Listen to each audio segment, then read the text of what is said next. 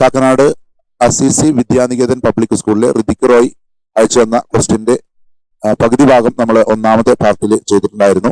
അതിന്റെ ബാക്കി ഭാഗമാണ് നമ്മളിവിടെ ചെയ്യുന്നത്. അതായത് സെക്ഷൻ ഡിയും സെക്ഷൻ ഇയും. ഈ ക്വസ്റ്റ്യൻ 5 മാർക്കിന്റെ ക്വസ്റ്റ്യൻ ആണ്. സെക്ഷൻ 5 വന്നിരിക്കുന്ന ക്വസ്റ്റ്യൻ അത് നമ്മുടെ ഒന്നാമത്തെ ക്വാഡ്രാറ്റിക് ഇക്വേഷന്റെ എന്ന ചാപ്റ്ററിന്റെ ഒന്നാമത്തെ എക്സർസൈസിലെ 4ാമത്തെ ക്വസ്റ്റ്യൻ ആണ്. അവിടെ നമ്മളോട് ക്വാഡ്രാറ്റിക് ഇക്വേഷൻ ഫോം ചെയ്യാനാണ് പറഞ്ഞിരുന്നത്. പക്ഷെ ഇവിടെ നമുക്ക് സ്പീഡ് കണ്ടുപിടിക്കുക തന്നെ വേണം. ഓക്കെ, അപ്പൊ വന്ന ചോദ്യങ്ങളൊന്നും തന്നെ പുറത്തുനിന്നുള്ള ചോദ്യങ്ങളല്ല, ഇതേ ക്വസ്റ്റ്യൻ തന്നെയാണ്. ഞാനത് ടെസ്റ്റിൽ നിന്നുള്ള ക്വസ്റ്റ്യൻ എടുത്ത് എഴുതിയിരിക്കുന്നു. ഇവിടെ പറഞ്ഞിരിക്കുന്നത് ഒരു ട്രെയിൻ 480 കിലോമീറ്റർ ട്രാവൽ ചെയ്യുന്നത് ഒരു യൂണിഫോം സ്പീഡിലാണ്. അത് കേസ് 1. ഇപ്പോൾ സ്പീഡ് 8 km/h കുറച്ചാണ് പോകുന്നത് എങ്കിൽ അത് 3 മണിക്കൂർ കൂടുതൽ എടുത്തേനെ. It would have taken 3 hours more to cover the same distance. We need to find the speed of the train. ഈ സിറ്റുവേഷനെ നമുക്കൊന്ന് വരച്ച് എക്സ്പ്ലെയിൻ ചെയ്യാം. ഈ ചിത്രം ഒന്ന് നോക്കുക. ട്രെയിൻ സഞ്ചരിക്കുന്ന ദൂരം 480 കിലോമീറ്റർ ആണ്. നോർമലി പോകുന്ന സ്പീഡ് x km/h ആണ് എന്ന് എടുക്കുക. ഓക്കെ, അപ്പൊ അതിനെടുക്കുന്ന ടൈം t1 ആണ് എന്ന് കരുതുക. അതേ ദൂരം തന്നെ സ്പീഡ് ഒന്ന് കുറച്ചു പോയാൽ അതിനെടുക്കുന്ന ടൈം t2 ആണ്. ഒരു കാര്യം നമുക്ക് ഉറപ്പ് പറയാൻ പറ്റും, t2 t1 ഇതില് സ്പീഡ് കുറച്ചു പോകുമ്പോൾ ഉറപ്പാണ് സമയം കൂടുതൽ എടുക്കും. അതിലൊരു സംശയമില്ല. സ്പീഡ് കുറച്ചു പോകുമ്പോൾ സമയം കൂടുതൽ എടുക്കും. ഈ സ്പീഡിൽ പോയാൽ എടുക്കുന്ന ടൈം t1 ആണ്, ഈ സ്പീഡിൽ പോയാൽ എടുക്കുന്ന ടൈം t2 ആണെങ്കിൽ ഒരു കാര്യം ഉറപ്പാണ്, ഈ സമയമായിരിക്കും കൂടുതൽ. എത്രമാത്രം കൂടുതൽ? 3 മണിക്കൂർ കൂടുതലാണ്. അപ്പൊ ഈ ഫോർമുല ഇത്രേ ഉള്ളു, t2 മൈനസ് t1 എന്ന് പറഞ്ഞാൽ 3 ആണ്. ഓക്കെ, ഇവിടെ നമ്മൾ എല്ലാ കാര്യങ്ങളും എഴുതിയിട്ടുണ്ട്. അപ്പൊ ഒന്നുകൂടി വേണമെങ്കിൽ എടുത്ത് എഴുതാം. Let speed of train equal to x km/h. അത് മാത്രം എടുത്താൽ മതി. ഇതിനെടുക്കുന്ന ഈ ചിത്രത്തിൽ നിന്ന് തന്നെ ബാക്കി വ്യക്തമാണ്. നമുക്ക് സ്പീഡും ഡിസ്റ്റൻസും ടൈമും കൂടിയുള്ള റിലേഷൻ കാണാതെ അറിയാവുന്നതാണ്, അല്ലെങ്കിൽ പഠിക്കേണ്ടതാണ്. ഇതാണ് ആ formula, speed equal to distance by time. ഇപ്പൊ ടൈം ആണ് ആണെങ്കിൽ ടൈം ഇപ്പുറത്തേക്ക് പോകും, സ്പീഡ് താഴത്തേക്ക് വരും. അപ്പോൾ time equal to distance by speed. അപ്പൊ നമുക്ക് t1 ഒന്ന് കാണാം. t1 കാണുന്നത് എങ്ങനെയാണെന്ന് നോക്കാം. t1 ഈക്വൽ ടു, അതായത് ഇവിടെ എടുത്ത സമയം ഈക്വൽ ടു ഇവിടത്തെ ഡിസ്റ്റൻസ് ബൈ ഇവിടത്തെ സ്പീഡ്. അപ്പൊ അത് നമുക്ക് കിട്ടുന്നത് 480 ആണ് അവിടത്തെ ഡിസ്റ്റൻസ്, അവിടത്തെ സ്പീഡ് x ആണ്.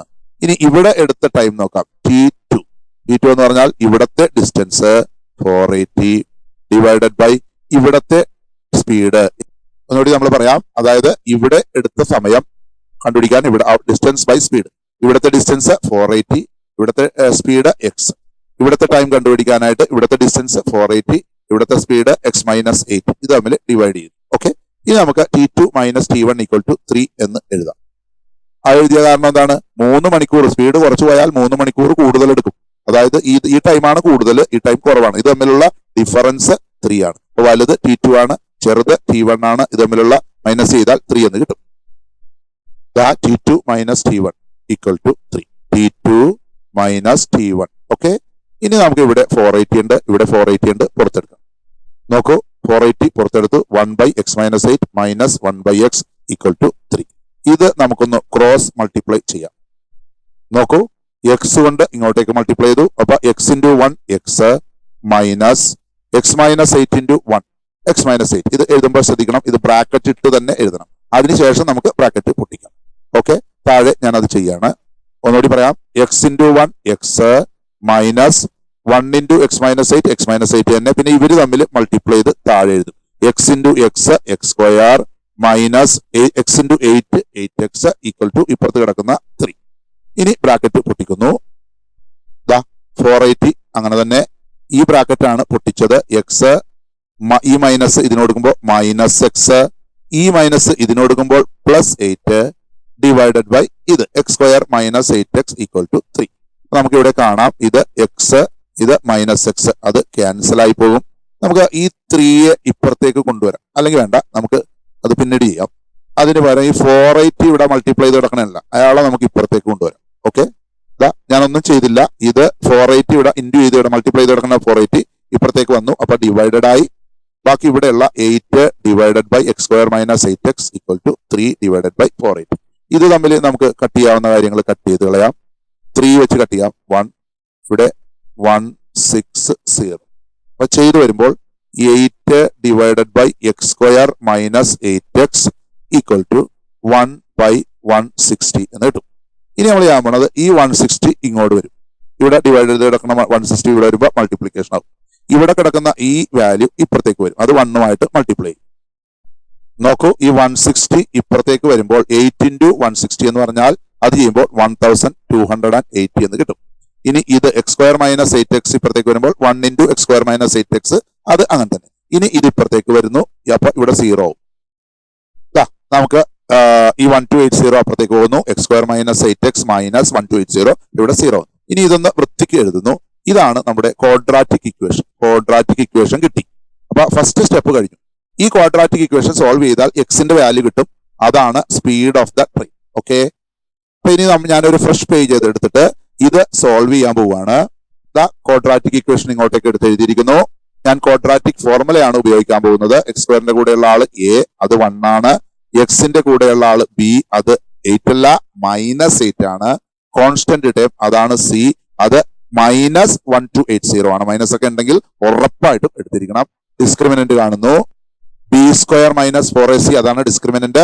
ബി സ്ക്വയർ എന്ന് പറഞ്ഞാൽ -8 സ്ക്വയർ മൈനസ് 4 × a 1 ആണ്. 1 × c -1280 ആണ്. ഓക്കെ, -8ന്റെ സ്ക്വയർ എന്ന് പറഞ്ഞാൽ 8 8s are 64. മൈനസും കൂടി മൾട്ടിപ്ലൈ ചെയ്യുമ്പോൾ പോസിറ്റീവ് 64 എന്ന് കിട്ടും.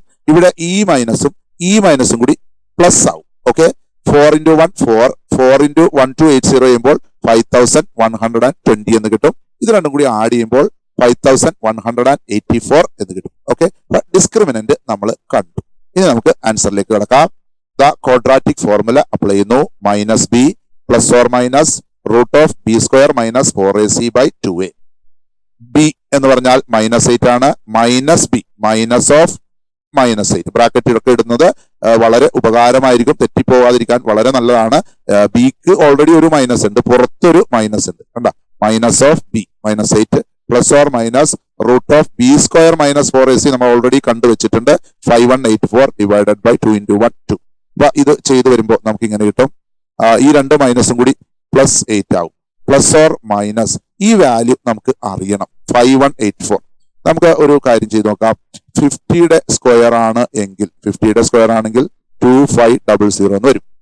അപ്പൊ അത് അതിനേലും വലുതാണ്. 60യുടെ സ്ക്വയർ ആണെങ്കിൽ 3600 എന്ന് പറയും. 70യുടെ സ്ക്വയർ ആണെങ്കിൽ 7 7s are 49 പിന്നെ 2 0. ഇപ്പൊ ഇതിനോട് അടുത്തിട്ടുണ്ട്. 80യുടെ സ്ക്വയർ ആണ് എങ്കിൽ 8 8s are 64 പിന്നെ 2 0. നോക്കൂ, അപ്പോൾ ഈ വാല്യൂ ഈ രണ്ട് വാല്യൂവിന്റെ ഇടക്കാണ്. അപ്പൊ 70യുടെയും 80യുടെയും ഇടക്കാണ് ഇതിന്റെ സ്ക്വയർ റൂട്ട് വരേണ്ടത്. അറ്റത്ത് നോക്കുമ്പോൾ ഒരു 4 കിടക്കുന്നുണ്ട്. അപ്പോൾ നമ്മളൊന്ന് ട്രൈ ചെയ്ത് നോക്കാം. അപ്പൊ 72 × 72 ചെയ്താൽ എത്ര കിട്ടുമെന്ന് നോക്കാം. അപ്പോൾ ചിലപ്പോൾ കിട്ടും. അതല്ലെങ്കിൽ 78 × 78. ഞാൻ ഇങ്ങനെ എടുത്ത കാര്യം എന്താണെന്ന് വെച്ചാൽ ഈ അറ്റത്ത് 4 വരണമെങ്കിൽ ഒന്നെങ്കിൽ 2 2s are 4 അല്ലെങ്കിൽ 8 8s are 64. ഇങ്ങനെയാണ് അതിന്റെ വരുന്നത്. അപ്പൊ ഇത് ഒന്ന് ട്രൈ ചെയ്ത് നോക്കുമ്പോൾ കറക്റ്റ് ആയിട്ട് ഇത് തന്നെ കിട്ടും. അപ്പോൾ ഈ സ്ക്വയർ റൂട്ട് 5184 എന്ന് പറയുന്നത് ഇതാണ്. 5184 തന്നെ കിട്ടും. അപ്പൊ നമുക്ക് മനസ്സിലായി ഈ സ്ക്വയർ റൂട്ടിന്റെ വാല്യൂ ഇത് 72 ആണ് എന്ന് മനസ്സിലായി. അങ്ങനെ ഗസ് ചെയ്തൊക്കെ കണ്ടുപിടിച്ചാൽ മതി. /2. അപ്പൊ നമുക്ക് എക്സിന് 2 വാല്യൂ കിട്ടി. x = 8 ± 72 divided by 2. അപ്പൊ നമുക്ക് 2 ആൻസർ ആണ്. x = 8 + 72/2 ആകാം, അല്ലെങ്കിൽ x = 8 - 72/2 ആകാം. ഇത് ചെയ്തു വരുമ്പോൾ 72ഉം 80ഉം കൂടി കൂട്ടുമ്പോൾ 72ഉം 8ഉം കൂടി കൂട്ടുമ്പോൾ 80 ആവും. 80/2 എന്ന് പറഞ്ഞാൽ 40 ആണ്. ഇത് ചെയ്തു വരുമ്പോൾ 72 8ൽ നിന്ന് 72 കുറക്കാൻ പറ്റൂല, തിരിച്ചു കുറക്കും. അങ്ങനെ തിരിച്ചു കുറക്കുമ്പോൾ -64 ആയിരിക്കും കിട്ടുന്നത്. -64/2 ചെയ്യുമ്പോൾ -32 എന്ന് കിട്ടും. ഒരിക്കലും എക്സ് എന്ന് പറഞ്ഞാൽ നമ്മളെ സ്പീഡാണ്. സ്പീഡ് ഒരിക്കലും നെഗറ്റീവ് വാല്യൂ ആകില്ല. അപ്പൊ ഈ നെഗറ്റീവ് വാല്യൂ നോട്ട് വാലിഡ് എന്ന് എഴുതണം. ഓക്കെ, സ്പീഡ് നെഗറ്റീവ് വരൂലല്ല. അപ്പൊ ഈ വാല്യൂ നമ്മൾ എടുക്കണ്ട. അപ്പൊ എക്സിന്റെ വാല്യൂ നമുക്ക് കിട്ടിയത് 40 ആണ്.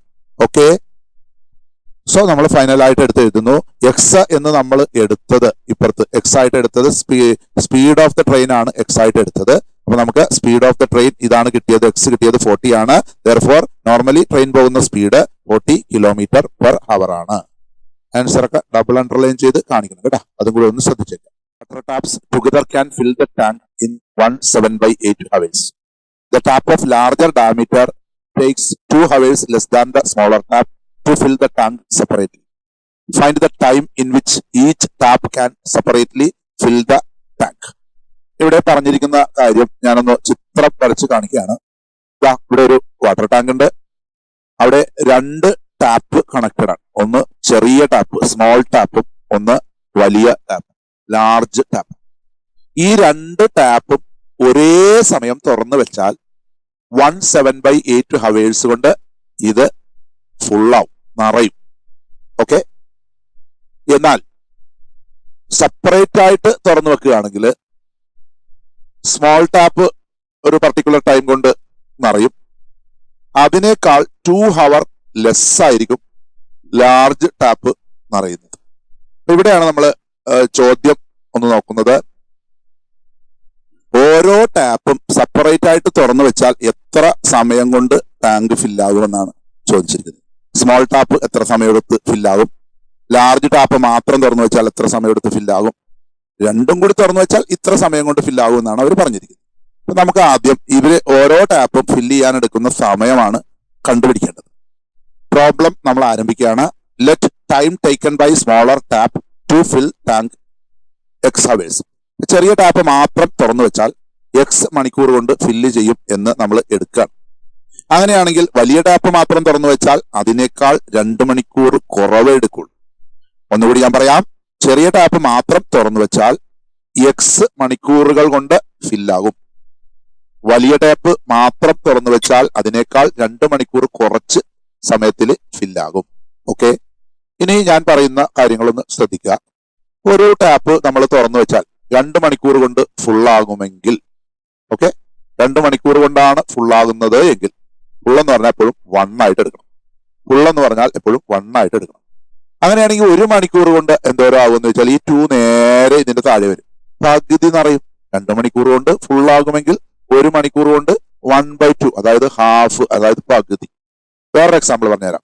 ഇപ്പോൾ ഈ ടാപ്പ് തുറന്നു വെക്കുമ്പോൾ 4 മണിക്കൂർ കൊണ്ടാണ് ഫുള്ളാകുന്നത് എങ്കിൽ 1 മണിക്കൂർ കൊണ്ട് എന്തോരം ആകുമെന്ന് വെച്ചാൽ 1/4 ആവും, 1/4 ഭാഗമാകും. 4 മണിക്കൂർ കൊണ്ട് ഫുള്ളാകുമെങ്കിൽ 1 മണിക്കൂർ കൊണ്ട് ഇതിന്റെ 1/4 ഭാഗമാവും, അടുത്ത 1 മണിക്കൂറിന് അടുത്ത 1/4 ഭാഗമാവും, 1/4 ആവും. അപ്പൊ ഹാഫ് ആവും. അടുത്ത 1 മണിക്കൂർ കൊണ്ട് 1/4, അടുത്ത 1 മണിക്കൂർ കൊണ്ട് 1/4. അപ്പൊ 4 ഇതെല്ലാം കൂടി കൂട്ടുമ്പോൾ ഫുള്ളാവും. ഈ ഒരു കൺസെപ്റ്റ് എപ്പോഴും വേണം. അപ്പൊ 4 മണിക്കൂർ കൊണ്ട് ഫുള്ളാകുമെങ്കിൽ ഈ 1 മണിക്കൂർ കൊണ്ട് എന്തോരം ആകുമെന്ന് ചോദിച്ചാൽ ഈ 4 നേരെ ഇപ്പുറത്തേക്ക് വരും. അതേപോലെ 2 ആണെങ്കിൽ 2 നേരെ ഇപ്പുറത്തേക്ക് വരും. ഇവിടെ ചെറിയ ടാപ്പ് എക്സ് മണിക്കൂർ കൊണ്ടാണ് ഫുള്ളാകുന്നത് എങ്കിൽ 1 മണിക്കൂർ കൊണ്ട് എന്തോരം വെള്ളം ഇതിനകത്ത് വീഴുമെന്ന് അറിയാനായിട്ട് ഈ എക്സ് നേരെ ഇപ്പുറത്ത് വരും. 1/x part of the tank. Larger tap x-2 hours കൊണ്ടാണ് ഫുള്ളാവുന്നത്. അങ്ങനെയെങ്കിൽ 1 മണിക്കൂർ കൊണ്ട് ലാർജർ ടാപ്പ് തുറന്നു വെച്ചാൽ എത്രമാത്രം വെള്ളം വീഴുമെന്ന് അറിയാനായിട്ട് ഈ x-2 താഴേക്ക് പോകുന്നു. 1/x-2 part of the tank. ഇതൊന്ന് മനസ്സിലാക്കാനാണ് ഞാനിത് എടുത്തത്. ഓക്കെ, നമ്മുടെ ഈ പ്രോബ്ലത്തിലേക്ക് വരുമ്പോൾ ചെറിയ ടാപ്പും തുറന്നു വെച്ചു, വലിയ ടാപ്പും തുറന്നു വെച്ചു. 1 മണിക്കൂർ അല്ല തുറന്നു വെച്ചത്, 1 7/8 hours ആണ് തുറന്നു വെച്ചത്. ഓക്കെ, അപ്പോൾ ഫുള്ളായി. ചെറിയ ടാപ്പ് 1 മണിക്കൂർ തുറന്നാൽ ഇത്ര, വലിയ ടാപ്പ് 1 മണിക്കൂർ തുറന്നാൽ ഇത്ര. പക്ഷെ ഇത് രണ്ടും കൂടി ഇത്രയും മണിക്കൂറാണ് തുറന്നു വെച്ചത്. 1 7/8 എന്ന് പറയുന്നതാണ് 15/8. ഇനി അറിയാൻ പാടില്ലാത്തവർക്കായി ഞാൻ പറയുകയാണ്, 1 7/8 ഇതൊരു മിക്സഡ് ഫ്രാക്ഷൻ ആണ്. ഇതിനെ സിമ്പിൾ ഫ്രാക്ഷൻ ആക്കാനായിട്ട് 8 into 1 ചെയ്യണം. അപ്പൊ 8 + 7 നോക്കൂ, 8 into 1 + 7. അപ്പൊ 8 + 7 15. അമ്മ ഇത് തന്നെ, ഡിനോമിനേറ്റർ ഇത് തന്നെ, 15/8. ഓക്കെ, അതാണ് ഞാൻ ഇവിടെ എഴുതിയത്. ഓക്കെ, അപ്പൊ ഇതാണ് നമ്മുടെ ഫോർമുല. ഇത് സോൾവ് ചെയ്യുമ്പോൾ നമുക്കൊരു ക്വാഡ്രാറ്റിക് ഇക്വേഷൻ കിട്ടും. ഇത് നമ്മൾ ഒന്ന് ഈ 8നെ നമ്മൾ ഇപ്പുറത്തേക്ക് കൊണ്ടുവരുന്നു. അപ്പൊ 8 1 into 8 8 ആയി. 15 അവിടെ തന്നെ ഇട്ട്. ഓക്കെ, ബാക്കി x-2 into 1, അപ്പോൾ x-2 തന്നെ plus x into 1 cross multiply ചെയ്യുന്നു. ഓക്കെ, x ഡിവൈഡഡ് ബൈ ഇവര് രണ്ടുപേരും കൂടി മൾട്ടിപ്ലൈ ചെയ്യുന്നു. x into x x² minus x into 2 2x, x² - 2x താഴെ. ഒന്നുകൂടി പറഞ്ഞുതരാം. ഇതുകൊണ്ട് ഇതിനെ മൾട്ടിപ്ലൈ ചെയ്തു, ഇതുകൊണ്ട് ഇതിനെ മൾട്ടിപ്ലൈ ചെയ്തു, ഇത് രണ്ടും കൂടി മൾട്ടിപ്ലൈ ചെയ്ത് താഴെ എഴുതി. അതാണ് ഇവിടെ എഴുതി വെച്ചിരിക്കുന്നത്. പിന്നെ ഇവിടെ 15നെ അങ്ങനെ തന്നെ നിലനിർത്തി 8നെ അപ്പുറത്തേക്ക് കൊണ്ടുപോയി. ഓക്കെ, അടുത്ത സ്റ്റെപ്പിൽ നമ്മൾ ഇവിടെ നോക്കൂ. എക്സും കൂടി ആഡ് ചെയ്യുമ്പോൾ 2x ആവും. 2x പിന്നെ -2, 2x -2. പുറത്തൊരു 15 കിടപ്പുണ്ട്. താഴെയുള്ള x² - 2x ഇപ്പുറത്തേക്ക് വരുന്നു 8ന്റെ കൂടെ. അപ്പോൾ 8 × x² - 2x. Okay, 15 × 2x 30x ആവും. -15 × 2 30 ആവും. Equal to 8 × x², 8x², -8 × 2x 16x. ഇത് ഇതിന്റെ അടുത്തേക്ക് ഇത് രണ്ടും ഇപ്പുറത്തേക്ക് വരുന്നു. 8x² - 16x ഓൾറെഡി ഇവിടെ ഉണ്ട്. അവിടേക്ക് +30x ഇപ്പുറത്ത് വരുമ്പോൾ -30x ആകും. -30 ഇപ്പുറത്ത് വരുമ്പോൾ +30 ആവും. Equal to 0. അടുത്ത സ്റ്റെപ്പില് ഇത് അങ്ങനെ തന്നെ 8x² -16x -30x കൂടി ആഡ് ചെയ്യുമ്പോൾ -46x വരും. +30 ഈക്വൽ ടു 0. ഇവിടെ നമുക്ക് 2 കൊണ്ട് ഇതിനെയും ഡിവൈഡ് ചെയ്യാം. അപ്പൊ നമ്മൾ ഇതിനെ മൊത്തത്തിൽ 2 കൊണ്ട് ഡിവൈഡ് ചെയ്യുന്നു. ഇവിടെ ഡിവൈഡ് ചെയ്യണമെങ്കിൽ ഇവിടെയും ഡിവൈഡ് ചെയ്യേണ്ടി വരും. നോക്കൂ, 8x² 2 കൊണ്ട് ഡിവൈഡ് ചെയ്യുമ്പോൾ 4x², -46xനെ 2 കൊണ്ട് ഡിവൈഡ് ചെയ്യുമ്പോൾ -23x, 30യെ 2 കൊണ്ട് ഡിവൈഡ് ചെയ്യുമ്പോൾ 15 ഈക്വൽ ടു 0. അതായത് ഇതൊന്നുകൂടി ചെറുതായി. ഇതാണ് നമുക്ക് കിട്ടിയ ക്വാഡ്രാറ്റിക് ഇക്വേഷൻ. ഈ ക്വാഡ്രാറ്റിക് ഇക്വേഷൻ സോൾവ് ചെയ്താൽ നമുക്ക് എക്സ് കണ്ടുപിടിക്കാം. എക്സ് എന്ന് പറഞ്ഞാൽ ചെറിയ ടാപ്പ് തുറന്നു വെച്ചാൽ എത്ര സമയം കൊണ്ട് ഫില്ലാകും, അതിൽ നിന്ന് 2 മൈനസ് ചെയ്താൽ വലിയ ടാപ്പിന്റെ കണക്കും കിട്ടും. ഓക്കെ, അപ്പൊ ഞാൻ ഇത് ഇനി ഒരു ഫ്രഷ് പേജിൽ ഈ ക്വാഡ്രാറ്റിക് ഇക്വേഷൻ സോൾവ് ചെയ്യാൻ പോകും. ആ ക്വാഡ്രാറ്റിക് ഇക്വേഷൻ ഇങ്ങോട്ട് എടുത്തു. ഞാൻ ക്വാഡ്രാറ്റിക് ഫോർമുലയാണ് യൂസ് ചെയ്യാൻ പോണത്. അപ്പോൾ എ എന്ന് പറഞ്ഞാൽ x² കൂടെയുള്ള ആള് അത് 4 ആണ്. ബി എന്ന് പറഞ്ഞാൽ എക്സിന്റെ കൂടെയുള്ള ആള് അത് -23 ആണ്. സി എന്ന് പറഞ്ഞാൽ ഈ പാർട്ട് അത് 15 ആണ്. ഡിസ്ക്രിമിനന്റ് കണ്ടുപിടിക്കാം. നോക്കൂ മക്കളെ, ഡിസ്ക്രിമിനന്റ് കണ്ടുപിടിക്കുന്നു. b² - 4ac. b² എന്ന് പറഞ്ഞാൽ -23യുടെ സ്ക്വയർ -4 × a 4c 15. 4 × 15. 23യുടെ സ്ക്വയർ 529. -23യുടെ സ്ക്വയർ -29 × -23 × -23 ചെയ്യുമ്പോൾ പോസിറ്റീവ് 529 എന്ന് കിട്ടും. ഓക്കെ, 4 × 4 16. 16 × 15 ചെയ്യുമ്പോൾ 240 എന്ന് കിട്ടും. ഇത് മൈനസ് ചെയ്യുമ്പോൾ 289 എന്ന് കിട്ടും. നമുക്ക് മനസ്സിലായി ഇത് 17ന്റെ സ്ക്വയർ ആണ്. അതവിടെ നിൽക്കട്ടെ. ഇനി നമുക്ക് ഫോർമുല എഴുതാം. ഞാൻ ക്വാഡ്രാറ്റിക് ഫോർമുല എഴുതി. -b +or - √b² - 4ac/2a minus of b, ബിയുടെ വാല്യൂ -23. ഇങ്ങനെ ബ്രാക്കറ്റ് ഇട്ട് കൊടുക്കണം, അല്ലെ തെറ്റിപ്പോകും. +or - √289 divided by 2 × a, 2 × 4. Okay, അപ്പൊ എയും ബിയും സി ഒക്കെ കൊടുത്ത് കറക്റ്റ് ആയിട്ട് കൊടുത്തേക്കണേ ഇവിടെ, വേറെ ഒന്നുമില്ല. അപ്പൊ ഈ 2 മൈനസ് കൂടി പോസിറ്റീവ് ആവും. പോസിറ്റീവ് 23 ആവും. +or - √289 എന്ന് പറഞ്ഞാൽ 17 ആണ്. നമ്മൾ ഒരു 20 വരെയുള്ള സ്ക്വയർ നമ്പറുകളും തിരിച്ച് സ്ക്വയർ റൂട്ടും ഒക്കെ കാണാതെ പഠിക്കേണ്ടതാണ് സ്ക്വയർ ടേബിൾ. അങ്ങനെയാണെങ്കിൽ വളരെ എളുപ്പത്തിൽ അറിയാം. ഇത് കാണുമ്പോൾ തന്നെ അറിയാം ഇത് 17ന്റെ സ്ക്വയർ ആണ്. ഓക്കെ, അപ്പൊ √289 17 ആണ്. അപ്പൊ നമുക്ക് ഇത്ര എത്തി. ഇവിടെ എത്തിക്കഴിഞ്ഞാൽ നമ്മൾ 2 ആൻസറിലേക്ക് എത്തും. എക്സ് ഈക്വൽ ടു 23 + 17/8 ആകും. എക്സ് ഈക്വൽ ടു 23 - 17/8 ആകും. ഇത് ചെയ്തു വരുമ്പോൾ 40/8 ദാറ്റ് ഈസ് ഈക്വൽ ടു 5 എന്ന് കിട്ടും. ഇത് ചെയ്തു വരുമ്പോൾ 23ൽ നിന്ന് 17 കുറക്കുക, 6 എന്ന് കിട്ടും. 6/8 എന്ന് കിട്ടും.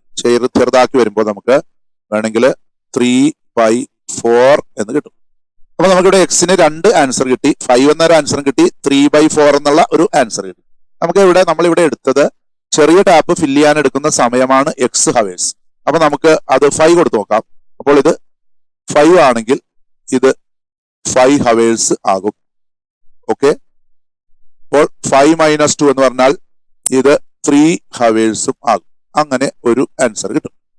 നേരെ മറിച്ച് നമ്മൾ മറ്റേ വാല്യൂ കൊടുക്കുകയാണെങ്കിൽ, അതായത് എക്സിന് നമുക്ക് 3/4 എന്ന് കിട്ടിയിട്ടുണ്ട്, അത് കൊടുക്കുകയാണെങ്കിൽ ഇത് 3/4 ഹവേഴ്സ് ആകും. ഓക്കെ, അപ്പൊ ഇത് 3/4 - 2 ആണ്. അത് ചെയ്തു വരുമ്പോൾ നമുക്കൊരു നെഗറ്റീവ് ആൻസർ കിട്ടുള്ളൂ. 3-8/4 എന്ന് പറഞ്ഞാൽ അതിനർത്ഥം -5/4 ആണ് ഹവേഴ്സ്. ഇത് നോട്ട് വാലിഡ്. ഒരു സമയം ഒരിക്കലും നെഗറ്റീവ് ആകില്ല. അപ്പൊ നമ്മുടെ ആൻസർ ഇതാണ്. ആദ്യത്തെ വാല്യൂ 5 മാത്രമേ എടുക്കാൻ പറ്റുള്ളൂ. രണ്ടാമത് കിട്ടിയ 3/4, എക്സിന് 3/4 എന്ന് കിട്ടിയ ഈ വാല്യൂ നമുക്ക് എടുക്കാൻ പറ്റില്ല. കാരണം ആ വാല്യൂ കൊടുത്താൽ അതിൽ നിന്ന് 2 കുറച്ച് കഴിയുമ്പോൾ നെഗറ്റീവ് ടൈം ആയി പോകും. ടൈം ഒരിക്കലും നെഗറ്റീവ് ആകില്ല. ഇതാണ് നമ്മുടെ ആൻസേഴ്സ്. ഓക്കെ, ഇവിടെ ഒരു കേസ് സ്റ്റഡി ആണ് നമുക്ക് തന്നിരിക്കുന്നത്. 4 മാർക്ക് ക്വസ്റ്റ്യൻ ആണ്. ഒരാള് ഒരു റേസിൽ പങ്കെടുക്കാനായിട്ട് ആഗ്രഹിക്കുന്നു. അയാൾക്ക് ഒരു പർട്ടിക്കുലർ ഡിസ്റ്റൻസ് 51 സെക്കൻഡ്സിലാണ് അയാൾ കംപ്ലീറ്റ് ചെയ്യുന്നത്. ഇപ്പോൾ ഓരോ ദിവസം അയാൾ പ്രാക്ടീസ് ചെയ്യാണ്. ഇപ്പോൾ 2 സെക്കൻഡ് കുറഞ്ഞ് കിട്ടുന്നുണ്ട്. അപ്പോൾ നമ്മളൊരു റേസിൽ ഏറ്റവും കുറഞ്ഞ ടൈമിനുള്ളിൽ ഓടിയെത്തുന്ന ആളാണ് ജയിക്കുന്നത്. അപ്പോൾ ഇപ്പോൾ ഇയാൾക്ക് ഓടാൻ പറ്റുന്നത് ആ ഡിസ്റ്റൻസ് 51 സെക്കൻഡ് ആണ്. അയാൾ ഒരു ദിവസം പ്രാക്ടീസ് ചെയ്ത് കഴിഞ്ഞാൽ അയാൾക്ക് അത് 2 സെക്കൻഡ് കുറയ്ക്കാൻ പറ്റും. അപ്പോൾ 49 സെക്കൻഡ് ആവും. ഒന്നാമത്തെ ദിവസത്തെ പ്രാക്ടീസ് കഴിയുമ്പോൾ അദ്ദേഹത്തിന്റെ ടൈം റെഡ്യൂസ് ചെയ്ത് 49 ആവും. രണ്ടാമത്തെ ദിവസത്തെ പ്രാക്ടീസ് കഴിഞ്ഞ് മൂന്നാമത്തെ ദിവസത്തിലേക്ക് വരുമ്പോൾ അദ്ദേഹത്തിന് വീണ്ടും ഒരു 2 സെക്കൻഡ്സ് കുറക്കാൻ പറ്റും. അങ്ങനെ മൂന്നാമത്തെ ദിവസത്തെ പ്രാക്ടീസ് ചെയ്ത് കഴിഞ്ഞ് 4ാമത്തെ ദിവസം അദ്ദേഹം തുടങ്ങുമ്പോൾ അദ്ദേഹത്തിന് 45 സെക്കൻഡായി കുറയാൻ പറ്റും. ഇത് അരിത്തമെറ്റിക് പ്രോഗ്രഷൻ ആണോ? അപ്പൊ നമ്മളിത് അരിത്തമെറ്റിക് പ്രോഗ്രഷൻ ആണ്. കാരണം ഇത് ഇങ്ങനെയാണ് പോകുന്നത്. So this is in AP. കാരണം എന്താ, A2 - A1 ചെയ്താലും, അതായത് ഇതിൽ നിന്ന് ഇത് കുറക്കുക, 49 - 51 ചെയ്താൽ -2 എന്ന് കിട്ടും. അതേപോലെ A3 - A2 ചെയ്താൽ 47 - 49 = -2. അടുത്തതും വേണമെങ്കിൽ ചെയ്ത A4 - A3 ചെയ്താലും, അതായത് 45-ൽ നിന്ന് 47 കുറച്ചാൽ ചെറിയ നമ്പറിൽ നിന്ന് വലിയ നമ്പർ കുറക്കാൻ പറ്റൂല, തിരിച്ചു കുറക്കും. അതുകൊണ്ടാണ് ഇവിടെ നെഗറ്റീവ് സൈൻ ഇട്ടിരിക്കുന്നത്. അപ്പോൾ ഇത് AP ആണോ? Yes, this is in AP. Because ഇവിടെ എഴുതുക A2 - A1 = A3 - A2 = A4 - A3. അപ്പൊ ഇത് AP-യിലാണ്. അങ്ങനെ എഴുതണം കേട്ടോ. This is in AP. എന്റെ കാരണം ഇതാണ്. രണ്ടാമത്തെ ചോദ്യത്തിന് നോക്കാം. Find the time taken on the 3rd day. 3ാമത്തെ ദിവസം ഇത് എത്ര സമയമായിരിക്കും? അപ്പൊ നിലവിൽ ഇയാൾ 51 സെക്കൻഡ് ആണ് ഓടുന്നത് എങ്കിൽ ഫസ്റ്റ് ഡേയിൽ, അപ്പൊ ഇതാണ് നിലവിലുള്ളത്. ഫസ്റ്റ് ഡേ അദ്ദേഹത്തിന് പ്രാക്ടീസ് കൊണ്ട് 49-ലേക്ക് എത്താൻ പറ്റും. അപ്പൊ ഇവിടെ ഒരു കൺഫ്യൂസിംഗ് ഉണ്ട്. ഇത് ഫസ്റ്റ് ഡേ ആയിട്ട് എടുക്കുക, ഇത് സെക്കൻഡ് ഡേ ആയിട്ട് എടുക്കുക എന്നറിയില്ല. അപ്പോൾ ഇത് സ്റ്റാർട്ടിംഗ് ഡേ ആണ്. സ്റ്റാർട്ടിംഗ് ഡേ അദ്ദേഹം 81 ആണ്. അന്ന് വൈകുന്നേരം ആവുമ്പോൾ അദ്ദേഹത്തിന് 40. അപ്പൊ ഇതാണ് സ്റ്റാർട്ടിംഗ് ഡേ ആയിട്ട് നമുക്ക് എടുക്കാവുന്നത്. അപ്പൊ time taken on the 3rd day. അപ്പോൾ നമുക്ക് പറയാവുന്നത് ഫസ്റ്റ് ഡേയിൽ അവസാനം അദ്ദേഹം 49 ആവും. അതായത് സെക്കൻഡ് ഡേയിൽ. അപ്പൊ അങ്ങനെ വേണമെങ്കിൽ കരുതാം. ഫസ്റ്റും സെക്കൻഡ് ഒന്നും എഴുതാതെ ഇവിടെ നോക്കുക. ആദ്യത്തെ ദിവസം അയാൾ പ്രാക്ടീസ് ചെയ്ത് അന്ന് വൈകുന്നേരം ആവുമ്പോൾ അദ്ദേഹത്തിന് 49 സെക്കൻഡിലേക്ക് എത്തും. അപ്പോൾ ഫസ്റ്റ് ഡേയിൽ തന്നെ അദ്ദേഹം 49-ലേക്ക് എത്തും. വൈകുന്നേരം ആവുന്നേത്തുള്ളൂ. ശരിയാണോ? അപ്പൊ ഇതൊരു കൺഫ്യൂഷൻ അല്ലേ. Find the time taken on the 3rd day. First day evening ആവുമ്പോൾ 49-ലേക്ക് എത്തിയെന്ന് പറയാം. സെക്കൻഡ് ഡേ ഈവനിങ് ആകുമ്പോൾ 47-ലേക്ക് എത്തിയെന്ന് പറയാം. 3rd ഡേ ഈവനിങ് ആകുമ്പോൾ 45-ലേക്ക് എത്തിയെന്ന് വേണേൽ പറയാം. ഇതൊരു കൺഫ്യൂസിങ് ക്വസ്റ്റ്യൻ ആയതുകൊണ്ട് നമ്മൾ അതേപോലെ തന്നെ ഒരു ആൻസർ എഴുതണം. എന്താണ് എഴുതേണ്ടത്? 3rd ഡേ അത് ഇങ്ങനെ എഴുതുന്നതാണ് നല്ലത് എന്നാണ് എൻ്റെ ഒരു അഭിപ്രായം. 3ാമത്തെ ദിവസം പ്രാക്ടീസ് ചെയ്ത് അദ്ദേഹം അവസാനിപ്പിക്കുമ്പോൾ അദ്ദേഹം 45 സെക്കൻഡിലേക്ക് എത്തും. 1ാമത്തെ ഡേ പ്രാക്ടീസ് ചെയ്ത് അവസാനിപ്പിക്കുമ്പോൾ 49, 2ാമത്തെ ഡേ പ്രാക്ടീസ് ചെയ്ത് അവസാനിപ്പിക്കുമ്പോൾ 47, 3ാമത്തെ ദിവസം പ്രാക്ടീസ് ചെയ്ത് അവസാനിക്കുമ്പോൾ 45 സെക്കൻഡിലേക്ക് എത്തും. Okay, what is the minimum number of days he needs to practise to reach 31 seconds? അപ്പൊ ഇതിങ്ങനെ പോയി 31 ആകണമെങ്കിൽ എത്ര ദിവസം എടുക്കും? ഓക്കെ, എത്ര ദിവസം എടുക്കും? അപ്പൊ അതാണ് നമുക്ക് കണ്ടുപിടിക്കേണ്ടത്. അതായത് A 51 ആയിട്ട് എടുക്കാം, D -2 ആയിട്ട് എടുക്കാം, AN 31 ആയിട്ട് എടുക്കാം. AN-ന്റെ ഫോർമുല നമ്മൾ എഴുതുന്നു. AN = A + n - 1 × D. നമുക്ക് വാല്യൂസ് കൊടുക്കാം. AN-ന് പകരം നമുക്ക് 31 എന്ന് കൊടുക്കാം, Aക്ക് പകരം 51 എന്ന് കൊടുക്കാം, പ്ലസ് n - 1. n - 1 അറിയില്ല, n ആണ് നമുക്ക് കണ്ടുപിടിക്കണം. n - 1 × -2. ഇത് നമുക്കൊന്ന് ചെയ്യാം. an-ന്റെ ഫോർമുല എഴുതിയിരിക്കുന്നു. 31 സെക്കൻഡ് ആകുന്നത് എത്രാമത്തെ ദിവസമാണെന്നാണ് ചോദിക്കുന്നത്. അപ്പൊ ഇവിടെ നമ്മൾ പറയേണ്ടത് എയുടെ വാല്യൂ 51 ആണ്. n അറിയില്ല. n-1 into -2. -2 വാല്യൂസ് കൊടുക്കും. ഈ 51 ഇപ്പുറത്തേക്ക് വരുന്നു. 31 - 51 എന്ന് പറഞ്ഞാൽ -20 ആണ്. ബാക്കി ഇവിടെയുള്ള n-1 ഇൻറ്റു -2. -2 ഇങ്ങോട്ട് വരട്ടെ. n-1 ഈക്വൽ ടു -2ന്റെ അടുത്തേക്ക് ഈ -20യുടെ അടുത്തേക്ക് ഈ -2 വരുന്നു. ഇവിടെ മൾട്ടിപ്ലൈ ചെയ്ത് കിടക്കുന്നത് ഇവിടെ വരുമ്പോൾ ഡിവൈഡഡ് ആവും. ഈ മൈനസും കട്ട് ചെയ്ത് പോകും. 2ഉം 20യും കൂടി കട്ട് ചെയ്ത് 10 ആവും. അപ്പൊ n-1 ഈക്വൽ ടു 10 എന്ന് കിട്ടും. n equal to 10 + 1. Okay, 11th day ആണ് ഇവിടെ കാണിക്കുന്നത്. പക്ഷെ അതൊരു കൺഫ്യൂസിംഗ് ആണ്. ഞാൻ പറഞ്ഞുതരാം. ഒന്നും കൂടി ഇതിലേക്ക് വരാം. ഇത് ഫസ്റ്റ് ഡേ അവസാനം 45 എത്തും. അപ്പൊ 11th ഡേയിലല്ല 45 എത്തുന്നത്. അത് നമുക്ക് പറയാം 10th day at the end of practising, അല്ലെങ്കിൽ നമുക്ക് പറയാം 11th ഡേ മോർണിംഗിൽ ആണെന്നും പറയാം. കുറച്ച് ബുദ്ധിപരമായിട്ട് എഴുതുന്നതായിരിക്കും കുറച്ചും കൂടി നല്ലത്. 10th ഡേയിൽ തന്നെ അദ്ദേഹം 31 എത്തും. 10th ഡേയിൽ ഫസ്റ്റ് ഡേ 49 പ്രാക്ടീസ് ചെയ്ത് കഴിയുമ്പോൾ എത്തും. സെക്കൻഡ് ഡേ മോർണിംഗിൽ 49 ആയിരിക്കും. അങ്ങനെ നോക്കുകയാണെങ്കിൽ സെക്കൻഡ് ഡേ ആണിത്. പക്ഷെ ഈ സെക്കൻഡ് ഡേയിൽ 49 എത്തിയത് ഫസ്റ്റ് ഡേയുടെ അവസാനമാണ്. അപ്പൊ നമ്മൾ ഇവിടെ പറയേണ്ടത് നമുക്ക് കിട്ടിയത് 11 ആണ്. n11 ആണ് നമുക്ക് കിട്ടിയതെങ്കിലും നമ്മൾ പറയേണ്ടത് 11th ഡേ മോർണിംഗിൽ ഇത്രയും എത്തും എന്ന് പറയാം. അല്ലെങ്കിൽ പറയാം 10th ഡേയിലെ പ്രാക്ടീസ് ചെയ്ത് അവസാനിപ്പിക്കുന്ന സമയത്ത് അദ്ദേഹം 31 സെക്കൻഡിലേക്ക് എത്തിയിട്ടുണ്ടാകും എന്നും പറയാം. ഓക്കെ, ഈ ക്വസ്റ്റ്യനിലുള്ള ചതി മനസ്സിലാക്കണം. കാരണം ഞാൻ ഈ ഓരോ ക്വസ്റ്റ്യൻ ഒന്നുകൂടി പറഞ്ഞുതരാം. ഈ സിറ്റുവേഷൻ അരിത്തമെറ്റിക് പ്രോഗ്രഷൻ ആകുമോ? യെസ്. കാരണം എന്തായിരുന്നു? a2 - a1 equal to a3 - a2 equal to a4 -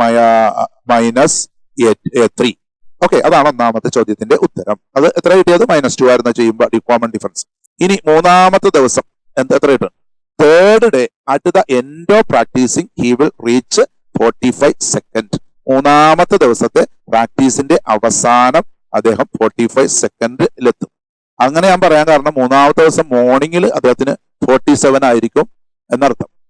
ഒന്നുകൂടി ഞാൻ പറഞ്ഞുതരാം. മൂന്നാമത്തെ ദിവസം മോർണിംഗിൽ എന്താ പറയുക 47 ആണ്. മൂന്നാമത്തെ ദിവസം പ്രാക്ടീസ് ചെയ്ത് കഴിയുമ്പോഴാണ് അദ്ദേഹം 45ലേക്ക് എത്തുന്നത്. അതുകൊണ്ടാണ് ഞാനിവിടെ ഇങ്ങനെ തന്നെ പറഞ്ഞത്.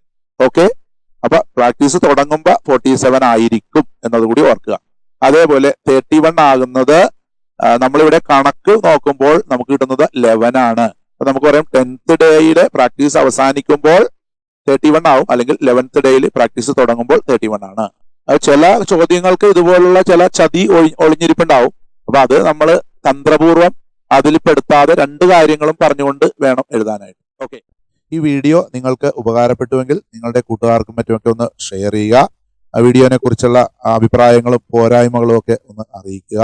നിങ്ങൾക്ക് എന്തെങ്കിലും ഡൗട്ട് ഉണ്ടെങ്കിൽ ഡിസ്ക്രിപ്ഷൻ ബോക്സിൽ ഒരു വാട്സപ്പ് നമ്പർ കൊടുത്തിട്ടുണ്ട്. അതിലേക്ക് നിങ്ങൾക്ക് എഴുതി ചോദിക്കാവുന്നതാണ്. എൻ്റെ സമയം പോലെ ഞാൻ നിങ്ങൾക്ക് കൃത്യമായ മറുപടി വീഡിയോ രൂപത്തിൽ അറിയിക്കുന്നതായിരിക്കും.